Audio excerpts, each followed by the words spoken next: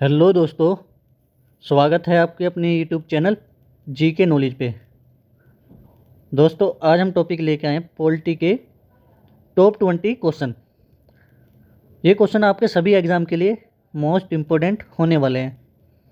साथ ही साथ इन क्वेश्चन के अलावा भी हम जो एक्स्ट्रा बातें होंगी वो भी हम इस वीडियो में देखते चलेंगे। तो चलो बिना देरी किए शुरुआत करते हैं वीडियो की। जो हमारे चैनल पे अभी जुड़े हैं वो हमारे चैनल को सब्सक्राइब करें, शेयर करें। चलो शुरू करते हैं अपनी वीडियो। तो हमारा पहला क्वेश्चन है भारतीय संविधान में एकल नागरिकता का प्रावधान किस देश से लिया गया है? तो इसका जो राइट आंसर हो जाएगा वो हो जाएगा हमारा ऑप्शन डी। ये ब्रिटेन से लिया गया है। कहाँ से लिया गया है? ब्रिटेन से। साथ ही साथ जर्मनी से क्या लिया गया भाई? जर्मनी से लिया गया है आपात प्रावधान। कहाँ से लिया गया? ये जर्मनी से लिया गया है। ये बात आपको याद रखनी है। वहीं बोले अगर साउथ अफ्रीका से क्या लिया गया है? साउथ अफ्रीका से क्या लिया गया है? तो साउथ अफ्रीका से संविधान संशोधन ये साउथ अफ्रीका से किया गया है। ठीक है, संविधान संशोधन। तो ये आपको याद रखना है। बढ़ते हैं नेक्स्ट क्वेश्चन पे। हमारा नेक्स्ट क्वेश्चन है संविधान के किस अनुच्छेद के अंतर्गत अस्पष्टता का उन्मूलन किया गया है? अनुच्छेद 18, अनुच्छेद 17, अनुच्छेद 19 या अनुच्छेद 21? तो इस क्वेश्चन का जो राइट आंसर हो जाएगा वो हो जाएगा हमारा ऑप्शन बी। अनुच्छेद 17 से अस्पष्टता का उन्मूलन किया गया है। ठीक है, ये आपको याद रखना है। चलिए नेक्स्ट क्वेश्चन है हमारा भारतीय संविधान का कौन सा भाग संविधान की आत्मा कहलाता है? ऑप्शन ए नीति निर्देशांक तत्व, ऑप्शन बी उद्देशिका, ऑप्शन सी अनुसूची या ऑप्शन डी अनुच्छेद। तो इस क्वेश्चन का जो राइट आंसर हो जाएगा वो हो जाएगा ऑप्शन बी। ये हो जाएगा हमारा ऑप्शन बी उद्देशिका संविधान की आत्मा कहलाता है। चलिए इसके साथ कुछ अन्य फैक्ट जान लेते हैं इसके अलावा। जैसे संविधान की प्रस्तावना में कितनी बार संशोधन किया गया है? संविधान की जो भाई वो है प्रस्तावना, उसमें कितनी बार संशोधन किया गया है? तो इसमें जो संशोधन किया गया है वो एक बार किया गया है। ठीक है, एक बार किया गया है। और हम भारत के लोग ये कहाँ से लिया गया है? तो ये संविधान की प्रस्तावना से लिया गया है। संविधान में जो प्रस्तावना बनी है वहाँ से ये हम भारत के लोग लिया गया है। चलिए बढ़ते हैं अपने नेक्स्ट क्वेश्चन पे। नेक्स्ट क्वेश्चन है हमारा किस संशोधन के द्वारा भारतीय संविधान की उद्देशिका में संशोधन किया गया था? ऑप्शन ए 73वें संविधान संशोधन के द्वारा, ऑप्शन बी 52वें संविधान संशोधन के द्वारा, ऑप्शन सी 42वें संविधान संशोधन के द्वारा, ऑप्शन डी 93वें संविधान संशोधन के द्वारा। तो इस क्वेश्चन का जो राइट आंसर हो जाएगा वो हो जाएगा हमारा ऑप्शन सी 42वें संविधान संशोधन के द्वारा उद्देशिका में संशोधन किया गया है। और यहाँ पे पूछा भाई ये लाया कब गया था? तो ये लाया गया था 1976 में। 1976 में ये लाया गया था। ठीक है, तो याद रखना है आपको 1976 में लाया गया था। नेक्स्ट क्वेश्चन है हमारा भारत के मूल संविधान में कुल कितनी अनुसूचियाँ थी? Option A 8, option B 9, option C 10, option D 12। तो इस क्वेश्चन का जो राइट आंसर हो जाएगा वो हो जाएगा हमारा ऑप्शन ए। पहले जो अनुसूची थी वो थी 8। वो कितनी थी? 8। लेकिन अब जो हो गई हैं वो हो गई हैं 12। तो ये आपको याद रखना कि पहले कितनी थी। ठीक है ना, दो तरह से ये क्वेश्चन पूछता है कि भाई अनुसूचित थी कितनी। देखो यहाँ पे बोल रहे थी, अनुसूचित थी, तो थी बोले तो 8 और बोले वर्तमान में कितनी है तो अब है 12। ये बात आपको याद रखनी है। पहले थी 8, उसमें 4 और ऐड कर दिए हैं, अब हो गई हैं 12। चलिए नेक्स्ट क्वेश्चन है हमारा भारत के राष्ट्रपति को उसके पद से हटाने का अधिकार किसे प्राप्त है? ऑप्शन ए प्रधानमंत्री को, ऑप्शन बी सर्वोच्च न्यायालय को, ऑप्शन सी संसद को, ऑप्शन डी संसद के अध्यक्ष को। तो इस क्वेश्चन का जो राइट आंसर हो जाएगा वो हो जाएगा ऑप्शन सी। भारत के राष्ट्रपति को उसके पद से हटाने की जो अधिकार है वो है संसद को, वो है संसद को। चलो अब हम राष्ट्रपति के बारे में कुछ बातें जान लेते हैं जो आपको पता होनी चाहिए।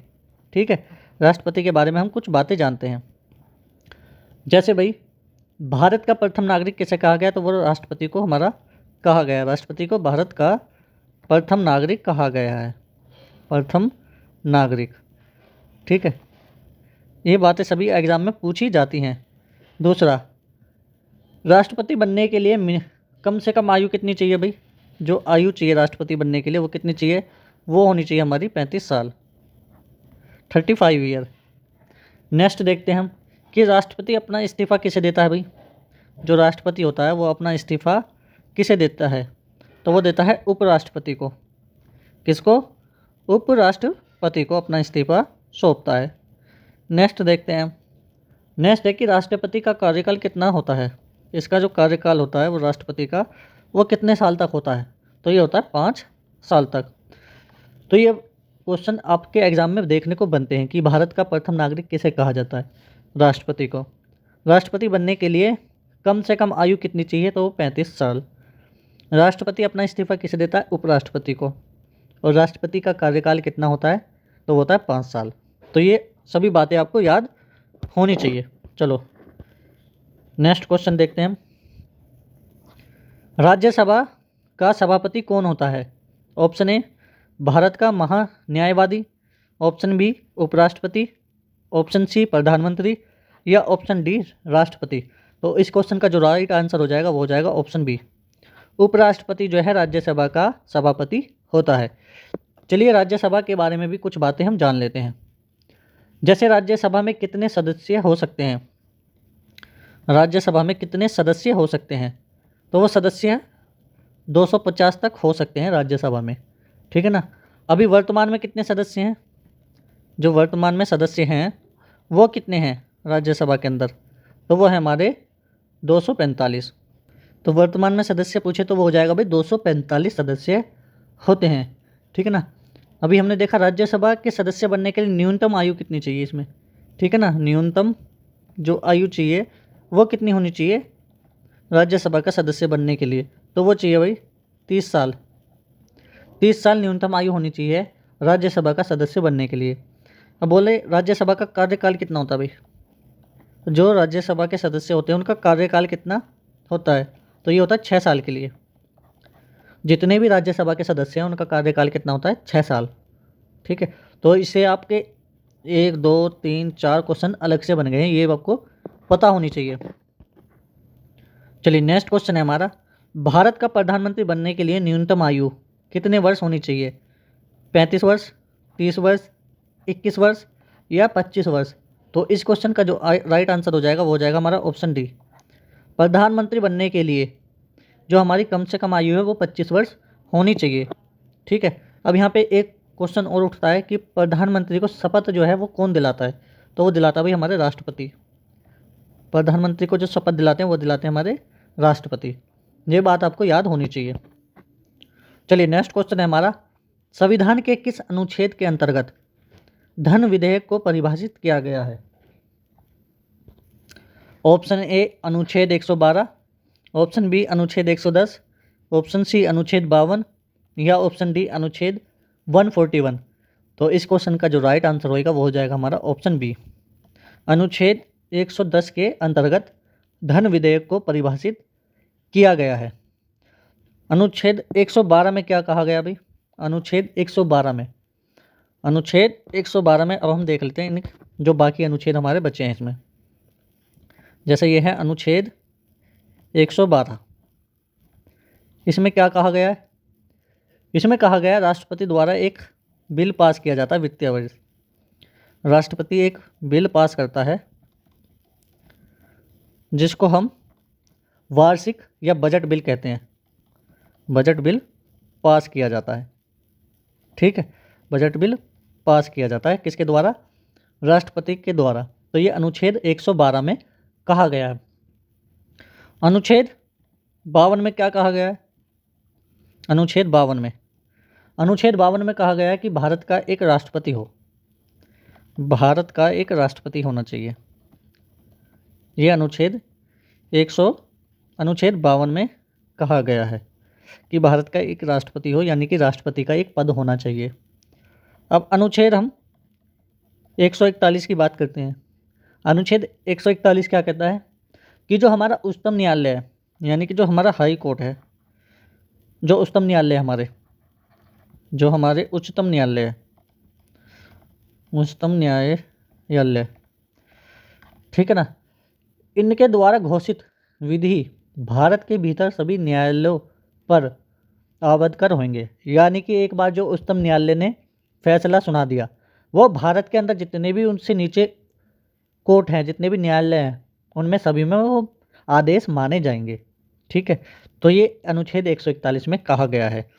तो यहाँ से आपके 3 अनुच्छेद आपको और पता चलेंगे कि अनुच्छेद 112 में क्या कहा गया कि भाई राष्ट्रपति द्वारा एक बिल पास किया जाता है, जिसको हम बजट बिल कहते हैं, जो वार्षिक 1 साल में होता है। अनुच्छेद 52 में क्या कहा गया है? ये कहा गया है कि भारत में एक राष्ट्रपति होना चाहिए। अनुच्छेद 141 में क्या कहा गया है कि जो उच्चतम न्यायालय के द्वारा फैसला सुनाया जाता है वो सभी कोर्ट में या कभी न्यायालयों में माना जाना चाहिए। तो ये बातें आपको एक्स्ट्रा पता होनी चाहिए। नेक्स्ट क्वेश्चन है हमारा, राज्यसभा का सदस्य बनने के लिए न्यूनतम आयु कितनी होनी चाहिए? 35 वर्ष, 30 वर्ष, 45 वर्ष या 25 वर्ष? तो इस क्वेश्चन का राइट आंसर हो जाएगा ऑप्शन बी। राज्यसभा का सदस्य बनने के लिए जो न्यूनतम आयु है वो 30 वर्ष होनी चाहिए। नेक्स्ट क्वेश्चन है हमारा, लोकसभा चुनाव में निर्वाचित होने के लिए किसी व्यक्ति की न्यूनतम आयु कितनी निर्धारित होनी चाहिए? 25 वर्ष, 30 वर्ष, 35 वर्ष या 21 वर्ष? तो इस क्वेश्चन का जो राइट आंसर हो जाएगा वो हो जाएगा ऑप्शन ए, 25 वर्ष कम से कम आयु होनी चाहिए लोकसभा चुनाव में निर्वाचित होने के लिए।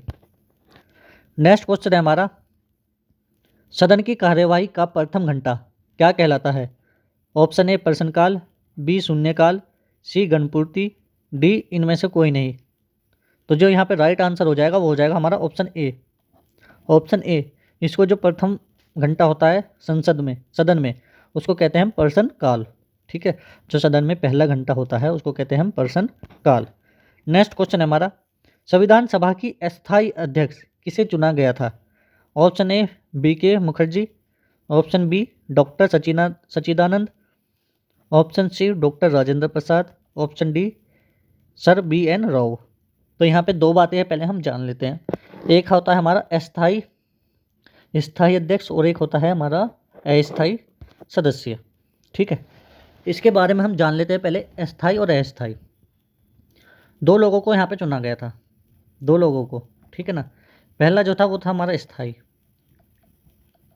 और दूसरा जो था वो थे अस्थायी सदस्य। तो ये आपको पता होना चाहिए। जो अस्थायी सदस्य थे वो थे हमारे डॉक्टर सच्चिदानंद,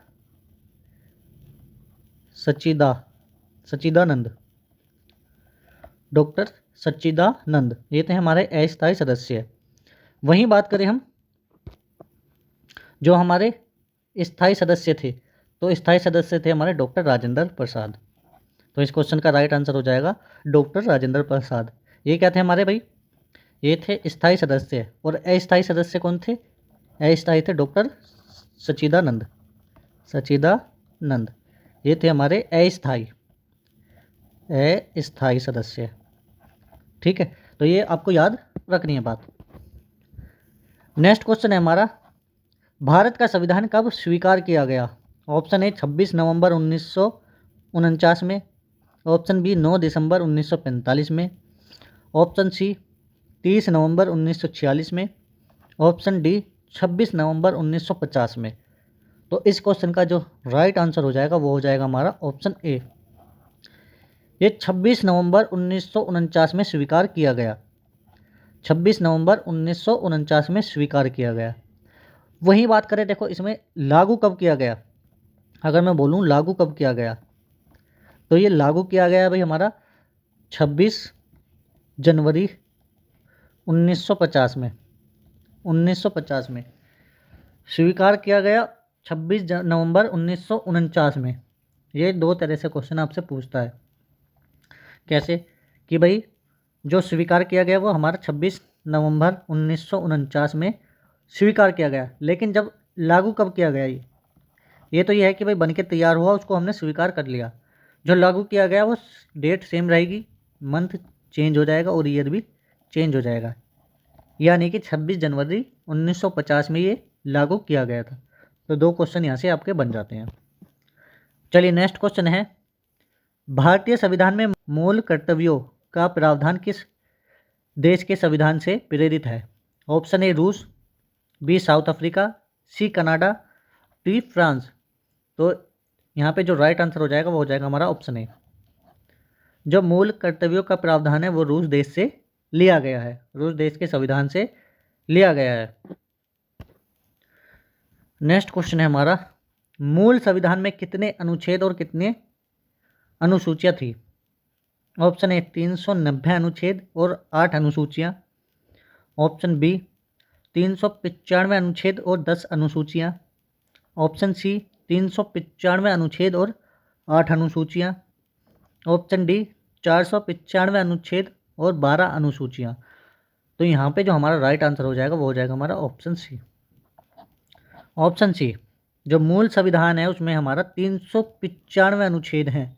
कितने? 395 अनुच्छेद हैं और 8 हमारा अनुसूचियाँ हैं। ठीक है, चलिए नेक्स्ट क्वेश्चन है हमारा, भारतीय संविधान किस प्रकार की नागरिकता प्रदान करता है? ऑप्शन ए एकल नागरिकता, ऑप्शन बी दोहरी नागरिकता, ऑप्शन सी राज्य की नागरिकता, या option D none of this. तो इस क्वेश्चन का जो सही आंसर बनेगा यहाँ पे वो बनेगा ऑप्शन ए। भारत जो है, भारतीय संविधान में एकल नागरिकता का प्रावधान किया गया है, यानी कि जैसे हम भारत में रह रहे हैं तो यहाँ पे 2 नागरिकता नहीं मिलेगी, केवल यहाँ पे भारतीय की नागरिकता मिलेगी। अब मान लो कोई बाहर से आया, यहाँ पे एक क्वेश्चन और बनता है कि भाई भारत कोई लोग आया बाहर से, उन्हें भारत की नागरिकता चाहिए, ठीक है ना। मान लो कोई बाहर विदेश से आया, कोई विदेश से आया, उसको भारत की नागरिकता चाहिए, ठीक है, भारत की नागरिकता। तो उस केस में उसको क्या करना पड़ेगा? उस केस में उसको भारत के अंदर 5 साल तक रहना पड़ेगा, भारत का बन के 5 साल तक उसको यहाँ पे रहना पड़ेगा, तब जाके उसको भारत की नागरिकता दी जाएगी। ठीक है, सिंपल सा है। यहाँ पे दोहरी नागरिकता नहीं मिलती है, दोहरी नागरिकता नहीं मिलती है। भारत में एकल नागरिकता का प्रावधान है। अगर कोई विदेश से आके यहाँ पे भारत की नागरिकता लेना चाहता है तो उसको भारत में कम से कम 5 साल रहना पड़ेगा, तब जाके उसको भारत की नागरिकता मिलेगी। ठीक है, चलिए नेक्स्ट क्वेश्चन है हमारा, राज्य के नीति निर्देशक सिद्धांतों में कौन सा अनुच्छेद अंतर्राष्ट्रीय शांति और सुरक्षा के संदर्भ से संबंधित है? ऑप्शन ए अनुच्छेद 32, ऑप्शन बी अनुच्छेद 112, ऑप्शन सी अनुच्छेद 51, ऑप्शन डी अनुच्छेद 21। तो यहाँ पे जो राइट आंसर हो जाएगा वो हो जाएगा हमारा ऑप्शन सी, अनुच्छेद 51 जो है वो शांति और सुरक्षा के संदर्भ में संबंधित है। ठीक है, अब यहाँ पे हम देखते हैं नेक्स्ट क्वेश्चन अपना, भारत के राष्ट्रपति को उसके कार्यकाल की समाप्ति से पूर्व किस प्रकार पद से हटाया जा सकता है? ऑप्शन ए महाभियोग द्वारा, ऑप्शन बी संसद के किसी भी सदन द्वारा, ऑप्शन सी प्रधानमंत्री द्वारा, ऑप्शन डी सर्वोच्च न्यायालय द्वारा। तो यहाँ जो राइट आंसर बनेगा वो बनेगा option A. Option A, Bharat के राष्ट्रपति को उसके कार्यकाल की समाप्ति से पहले महाभियोग द्वारा उसको पद से हटाया जा सकता है। ठीक है, महाभियोग द्वारा। अब यहाँ पे एक क्वेश्चन अगर पूछे कि महाभियोग कौन से आर्टिकल से लिया गया है, तो ये जो आर्टिकल से लिया गया है ये आर्टिकल हमारा 61, आर्टिकल 61 से ये लिया गया है। ठीक है, तो यहाँ पे याद रखना है कि महाभियोग आर्टिकल 61 में आता है और महाभियोग राष्ट्रपति को उसके कार्यकाल से पहले हटाने के लिए किया जाता है। अब हमारा नेक्स्ट और लास्ट क्वेश्चन है, अनुच्छेद 61 के अंतर्गत राष्ट्रपति पर महाभियोग संसद के किस सदन द्वारा प्रारंभ किया जाता है? ऑप्शन ए संसद के किसी भी सदन द्वारा, ऑप्शन बी संसद के निम्न सदन द्वारा, ऑप्शन सी संसद के उच्च सदन द्वारा, या ऑप्शन डी इनमें से कोई नहीं। तो यहाँ जो राइट आंसर बनेगा वो बनेगा हमारा ऑप्शन ए, संसद के किसी भी सदन द्वारा राष्ट्रपति पर महाभियोग संसद के द्वारा चलाया जा सकता है। ठीक है, तो भाई ये थे हमारे टॉप 20 टॉप 20 पॉलिटी के क्वेश्चन। उम्मीद है वीडियो आपको अच्छी लगी होगी। ठीक है, तो हमारे चैनल पे ऐसी बनी रहे, हमारे चैनल को सब्सक्राइब करें, शेयर करें और वीडियो को ज़्यादा से ज़्यादा लाइक करें। ठीक है, तो हम मिलते हैं आपसे नेक्स्ट वीडियो में नेक्स्ट टॉपिक के साथ। तब तक के लिए बाय, टेक केयर।